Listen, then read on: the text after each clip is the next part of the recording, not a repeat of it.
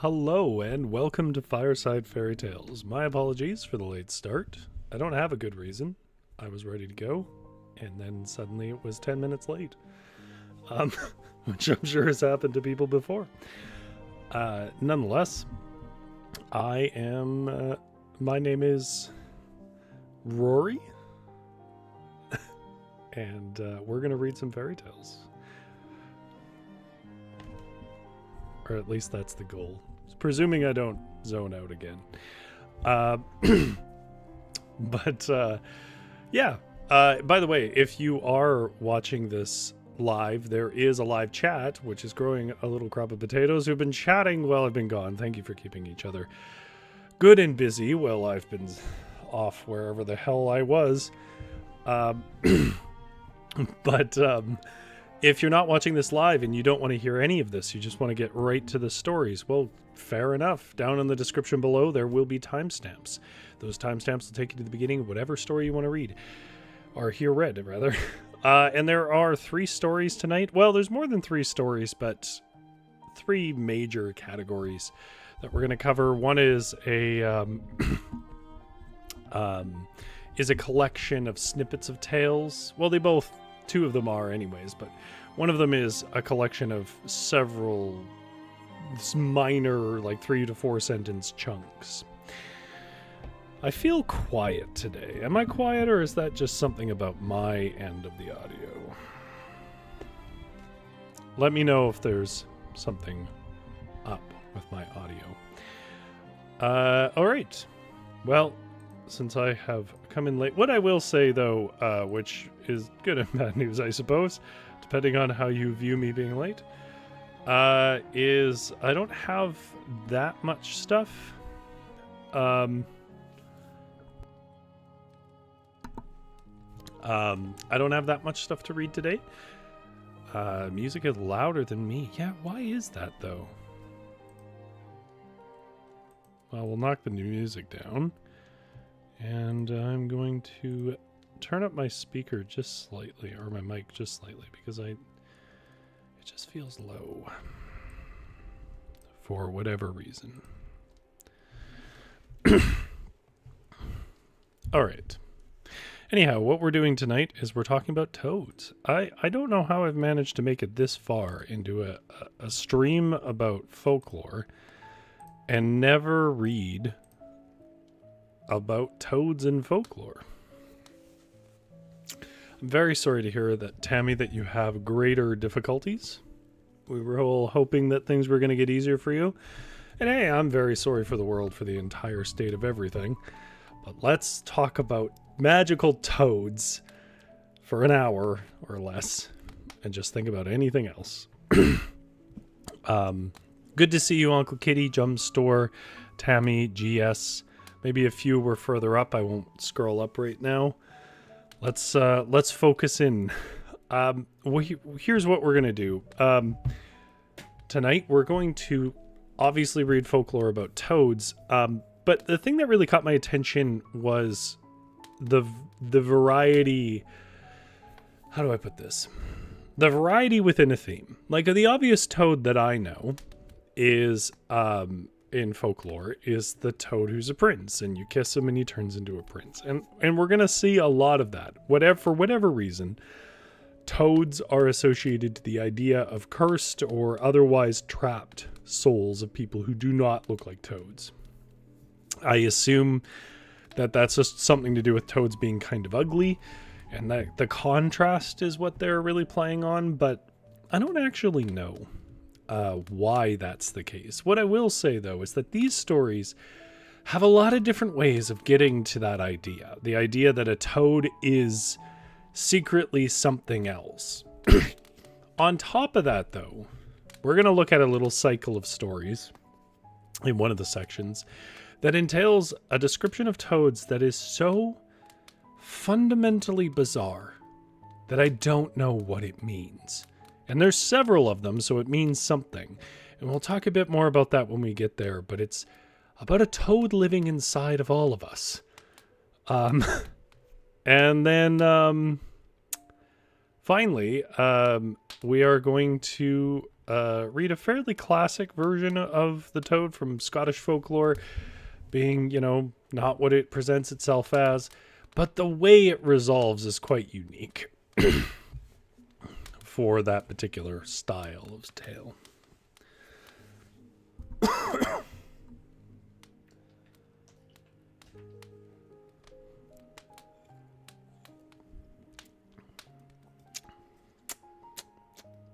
Zevia.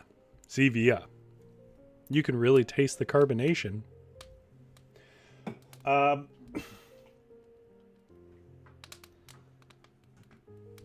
Also, make sure, chat, you tell me what kind of tea you're drinking tonight, and if you're not watching this live, let me know in the comments.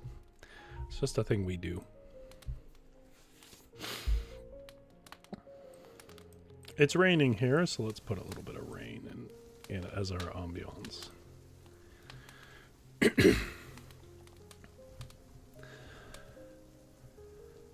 Our first collection of tales comes to us from Sunken Castle's Evil Poodles, a collection of translations by Jürgen Hubert, who is a contemporary translator of German folklore that was not previously translated to English.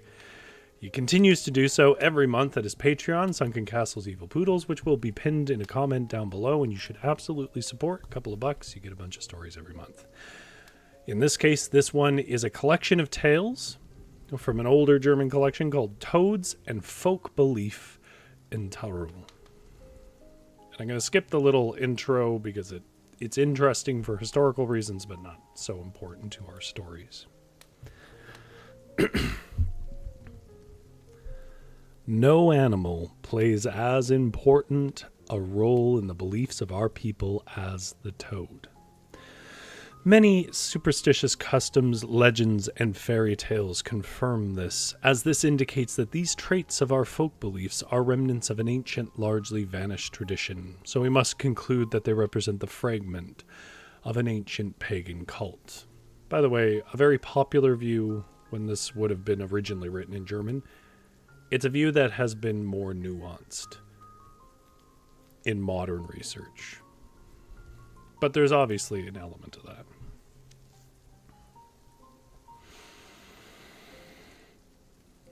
For this reason, a short sketch of this toad cult in our mountains might be of interest. Oh, D&D needs a toad cult, doesn't it? Thus, I want to share some of the most widespread accounts of this toad veneration here, and leave it to the scholars and researchers of German mythology to find the mythic significance behind this raw material. In most regions of Tyrol, people see poor souls and larger types of toads, which roam on earth in this form and do penance for their debt of sins. For this reason, the people who look upon these ugly animals with secret dread and pity. Hunting them is seen as the greatest kind of callousness, and thus they take care not to do any harm to these animals. Mothers show toads to their children with the sternest admonishments, never to torture or kill them. For when then the child would transgress heavily against a suffering soul, and one day be in a similar situation and not find either mercy or release for a long, long time. These toads are said to appear near chapels and particularly near pilgrimage sites on Ember Days. The following legend should be considered representative of many of this type, and it is called The Toad in the Michaelis Chapel in Schwarz. There is an image representing pensive Christ in the Michaelis Chapel in Schwarz, which is said to cause miracles. The people have great confidence in this holy image, and even in the deepest winter and late in the evening, devout worshippers can be found there on certain days, usually on eve of high holy days. People saw a large People saw a large... Come on, work. There we go. Saw a large toad there. The toad crept to the altar, rose up on its hind feet, and held its front feet together, raised them up high as if it wanted to pray. The toad had not been seen for a long time, but the locals still tell of it often, and say that it must have been a poor soul. Now, I have heard a similar tale from Moron, where a toad appeared on the climb down to Todenkirche on Ember Day for many years until it was finally released. Frequently, the release of the toad is tied to a pilgrimage, which it must now complete in this form because it pledged to do so while alive and failed to fulfill this pledge. According to folk belief, the poor animals then must travel for long distances every day, even in long years, won't reach their destination of their journey if a fortuitous circumstance makes the journey easier for them.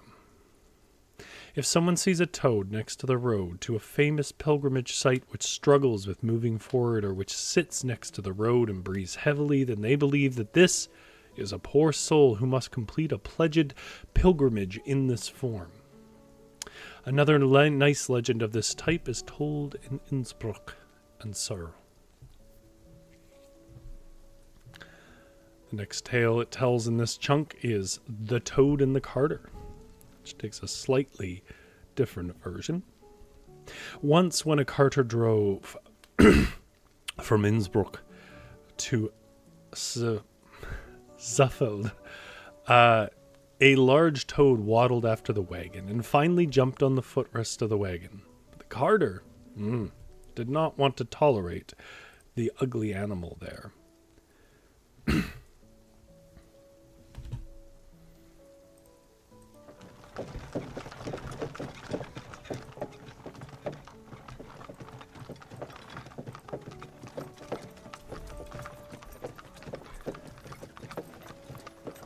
And so he threw it off the plank.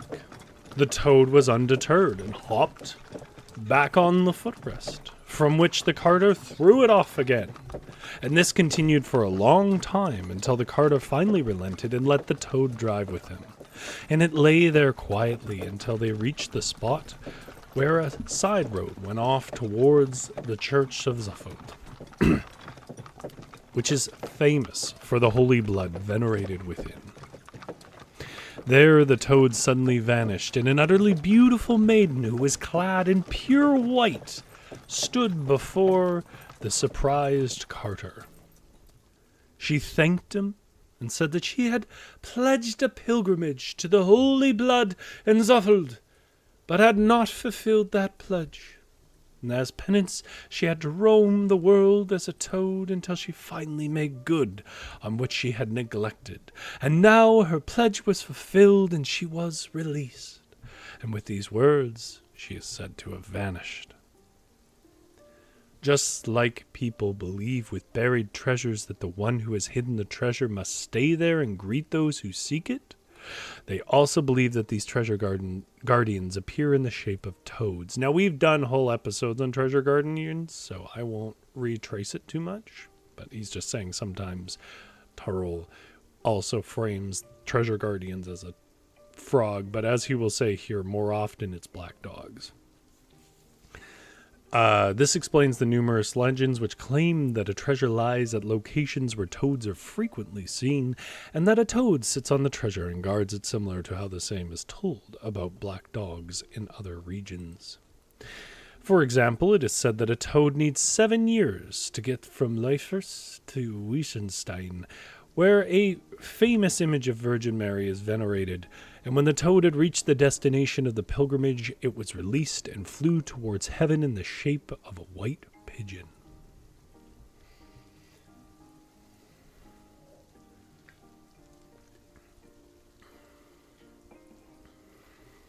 Uncle Kitty is drinking Zero Sugar Crush. GS is drinking cranberry juice. I like tart. things, tart and bitter things, but I know a lot of people can't handle that. So I like cranberry juice.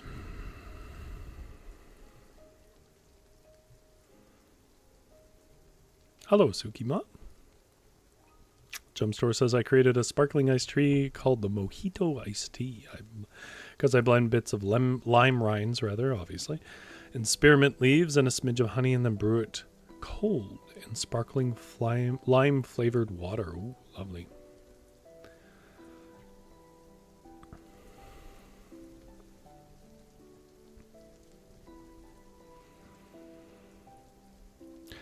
Jumpstore says they are the only teetotaler in their family, so I hope I can use the mojito tea to show them an alternative way of life. I think living with the teetotaler stuff is probably enough to talk them out of it eventually.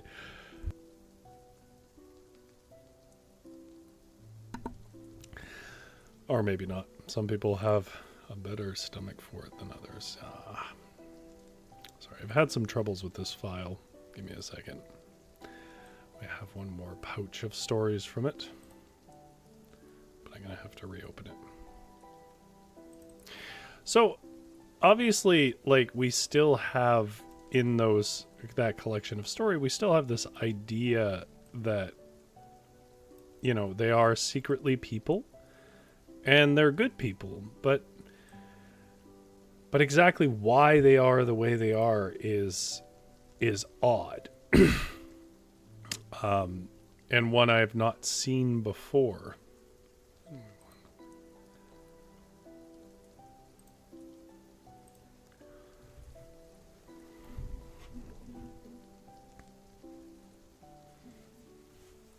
Jumpstore says, you missed Tammy's tea. I did. See if I can find it.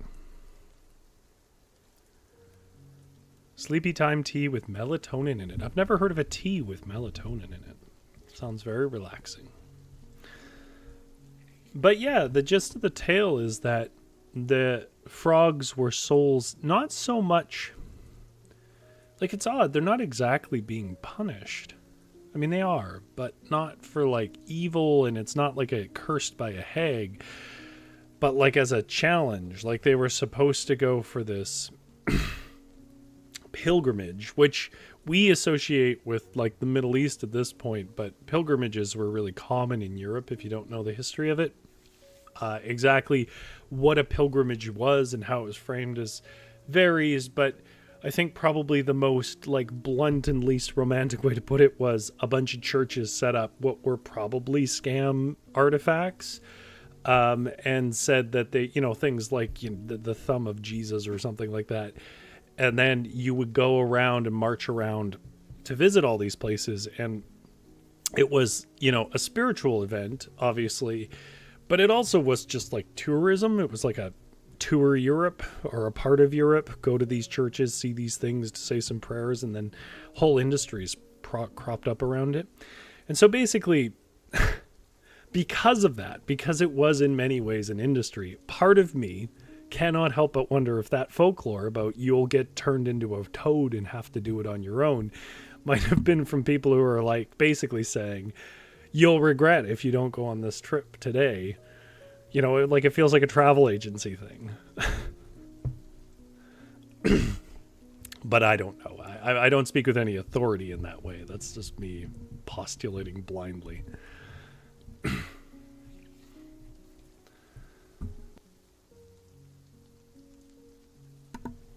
Okay.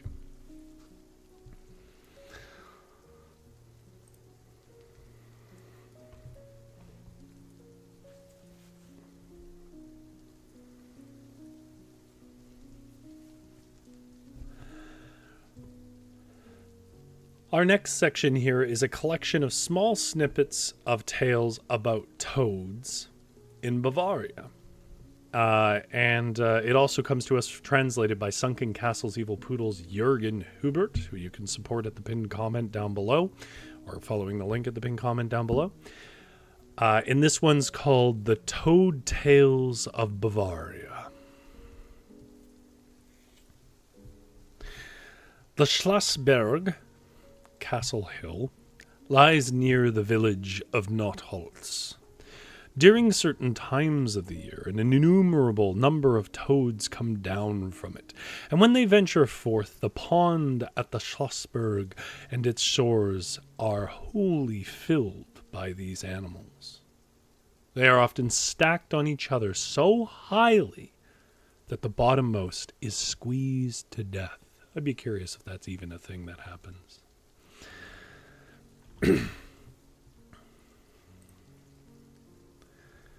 When they come down from the Schlossberg and into the village of Notholz, it is as if a strong wind is rushing through the trees.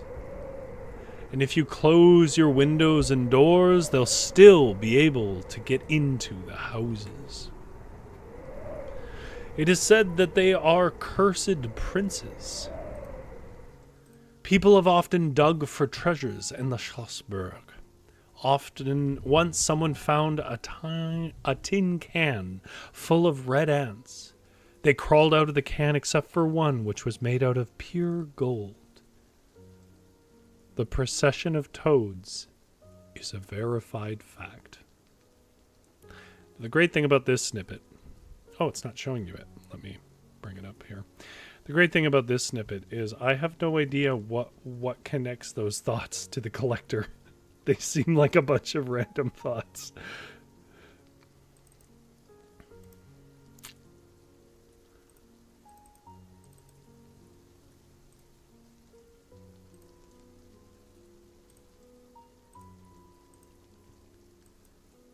There we go.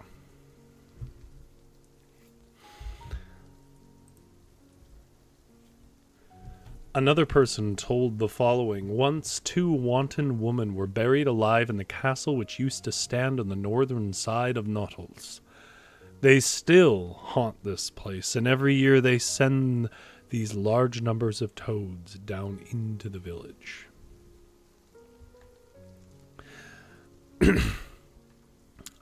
From Lower Bavaria, the toad also has the names Hoppen, Mummel, Breta, and Bermuta, which is a word that will come up a lot here.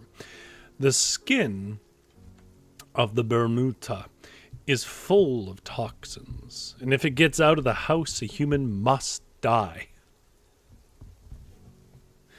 I love folklore. I love the extent to which folklore just does not explain itself.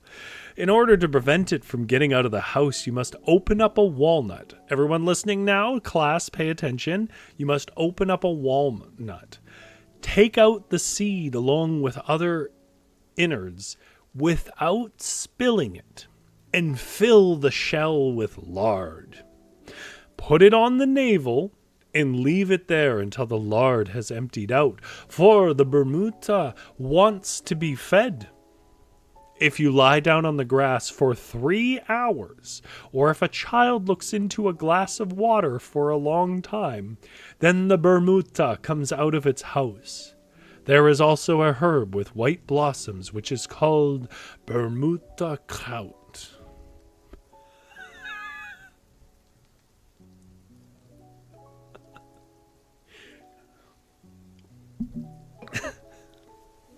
It does, I should say, as much as I'm having fun with these first ones, they do turn into more coherent stories, but good luck making sense of any of that.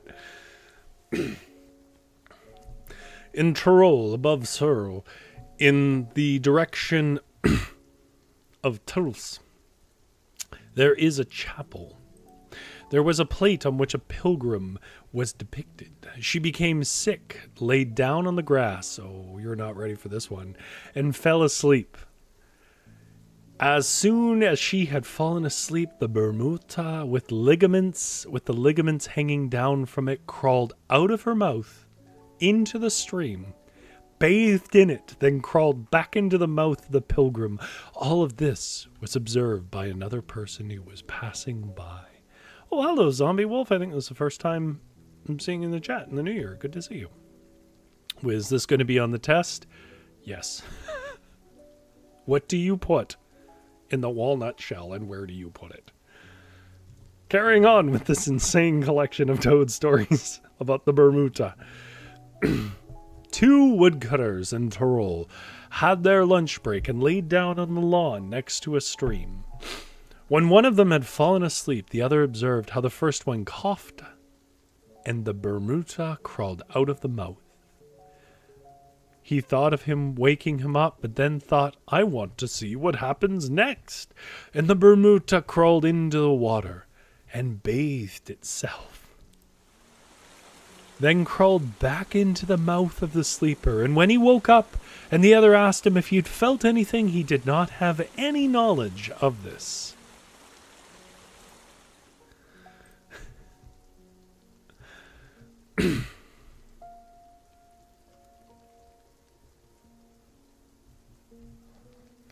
One girl from the Tranderen parish near Eichach in Upper Bavaria, who had injured herself in a fall, was given the advice to hold her mouth open above a bowl with warm water.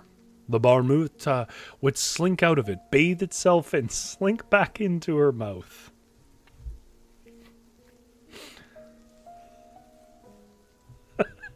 Chad has decided everyone was high. From the Zolsbach region in the Upper Palatinata, a high-born noble maiden had the Bermuda. She dreamt that she would travel to a pond and then she should become healthy again. So she visited the pond, laid down on its grass-covered dike, and fell asleep. Now an animal crawled out of the mouth of the maiden, which bathed itself in the pond, then crawled back into the mouth. And when the maiden woke up, she was healthy again. By the way, if you are wondering, what does this have to do with toads?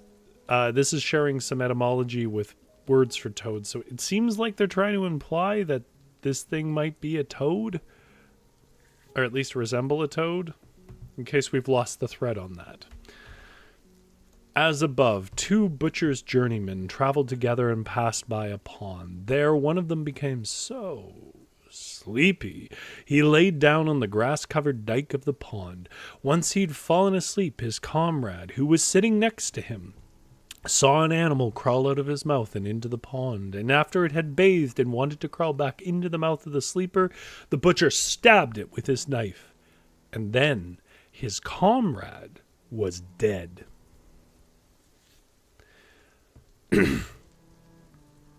From Gratan, near Duchheim in the Rhine-Palatinata, once, when a young woman who had suffered from the after effects of giving birth for a long time wanted to walk past a beautiful, blooming wild thyme, she suddenly became very tired. She laid down on the ground and soon fell asleep. People who were traveling along the road saw an animal crawl out of the girl's mouth. They wanted to wake the girl, but reconsidered and observed the animal, which resembled a toad.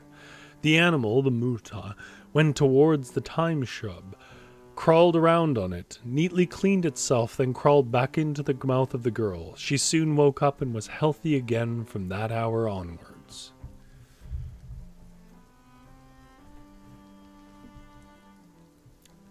Those are the toad tales from Germany. We're going to read one from Scotland. I won't rob Jurgen of his commentary here, but Jurgen does point out this one thing, which I will mention here. A vital piece of context is that the Bermuda was an old term for the more common Gebärmutter, which means birth-giving mother, or uterus. In other words, these tales seem to have implied that the uterus was some kind of toad-like animal living inside of people, which might emerge under the right circumstances to clean itself and thus cure their hosts of whatever ailments they might have had. And he goes on to point out that that doesn't make much sense for all the men that were doing it, but who knows how much they knew about body types. Jumpstore says, I think I'd choose to stay sick. Zombie Wolf's just on their break. Zombie Wolf says that would explain the toads. They were probably licking them. Maybe. Zombie Wolf says, I would, but I don't think Rory would see it. Well, if you can send it in the next minute, I'll see it. I mean, I'll see it either way, but maybe not by the time you leave for your break. But man, I have never heard in my many years of reading stuff from folklore, I've never heard of the idea that a frog lives inside of you. When you fall asleep, it bathes itself and you're not sick anymore, and it might be a stand-in for the uterus. I did consider at one point calling this video the uterine frog that crawls out your mouth and washes itself. I mean, it might have gotten more views. It certainly wouldn't have been a lie.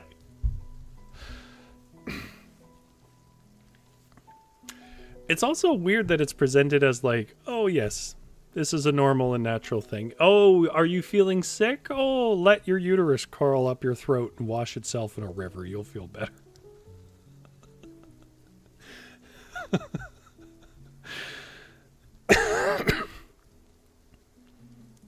Uncle Kitty says, I can see a guy on the street corner calling out the end is nigh, screaming about us being possessed by toads. That's true. Jumpstore says, oh, to a woman, female parts cleaning themselves makes a lot of sense and is very disturbing. It's a good point. Everyone agrees they were probably high. I mean, maybe.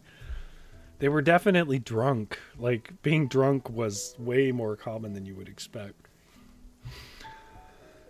All right. Let's read an actual story, eh?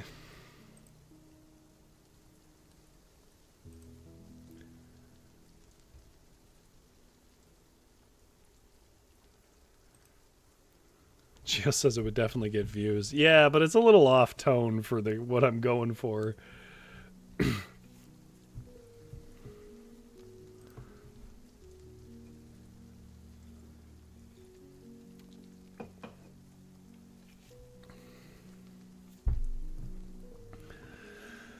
All right.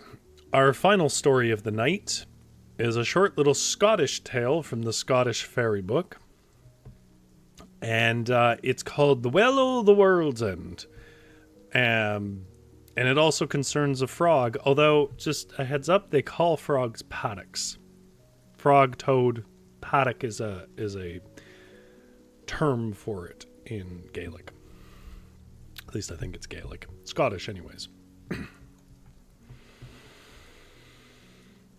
There was once an old widow woman who lived in a little cottage with her only daughter, who was such a bonny lassie that everyone liked to look at her.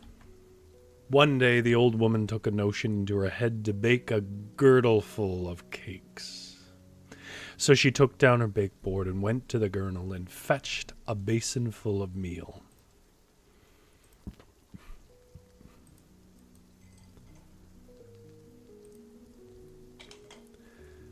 But when she went to seek a jug of water to mix the meal with, she found there was none in the house. So she called to her daughter, who was in the garden, and when the girl came, she held out the empty jugs to her, saying, "Run like a good lassie to the Well of the World's End, and bring me a jug of water, for I have long found that the water from the Well of the World's End makes the best cake." So the lassie took the jug and set out on her errand. Now, as the name shows, it is a long road to that well. Many weary mile had the poor maid to go ere she reached it. But she arrived there at last, and what was her disappointment to find that it was dry. She was so tired, so vexed, that she sat down beside it and began to cry, for she knew not where to get any more water, and she felt that she could not go back to her mother with an empty jug. And while she was crying, a nice yellow paddock, again toad frog, with very bright eyes, bright here being intelligent, came jumping over the stones of the well, and squatted down at her feet, looking up into her face. "And why you greeting, my bonny maid?" he asked. "Is there aught that I can do to help thee?" Greeting, tears, crying.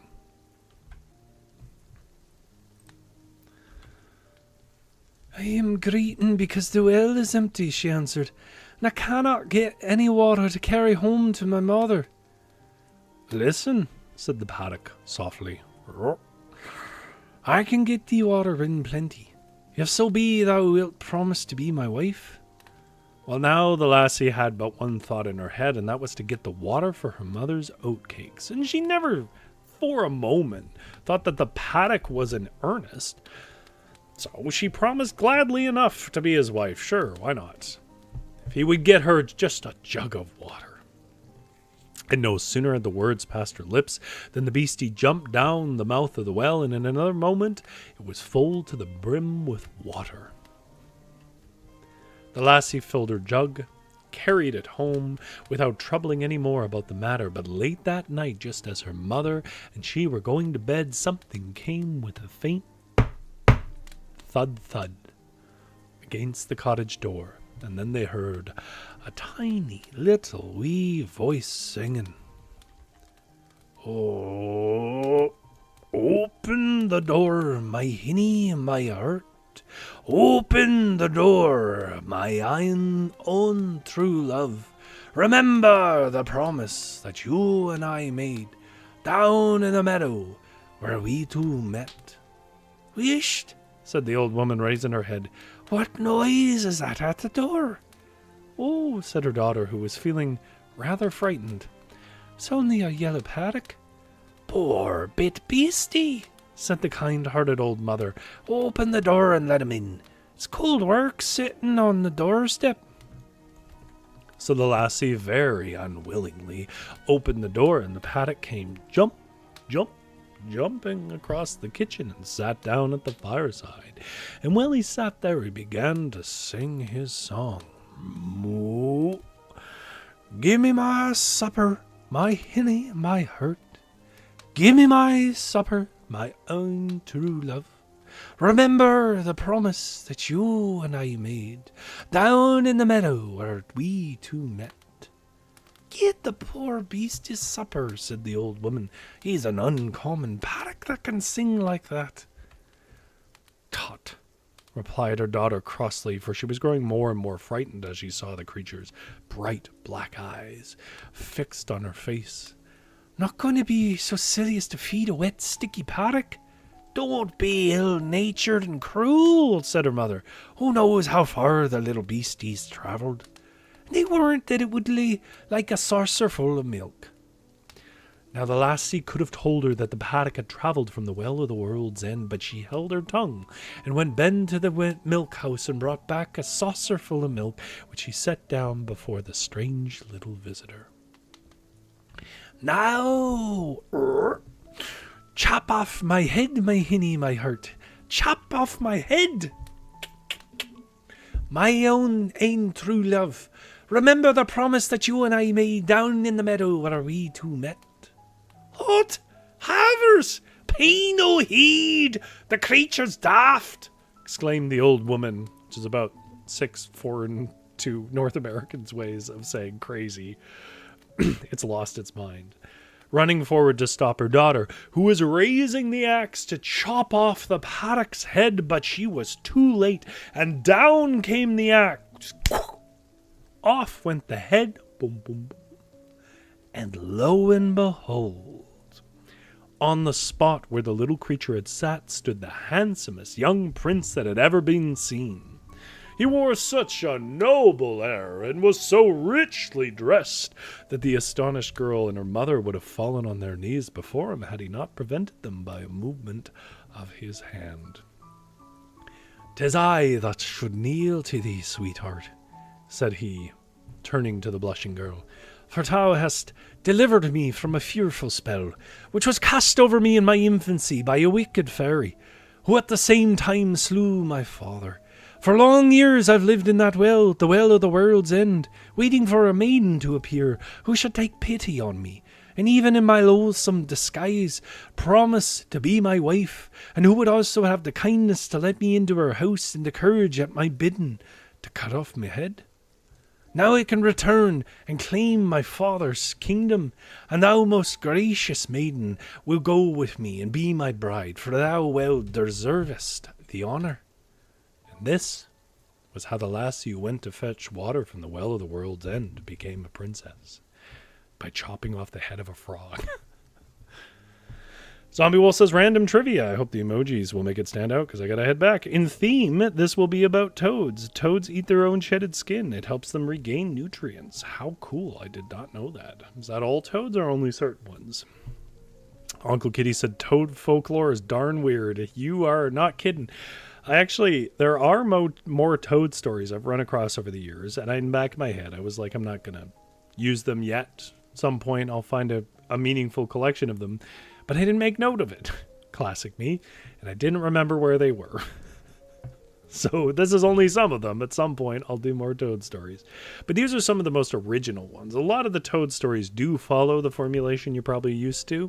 A toad is, an ugly, creepy thing, and it talks to them, makes a deal, and turns out to be something else. And exactly how that transition happens varies. This is the only one I know of where you have to chop its head off. But I've never heard of them being cursed souls that have to finish pilgrimages. That was wild. That was one I've literally never heard anybody say or even hint at before.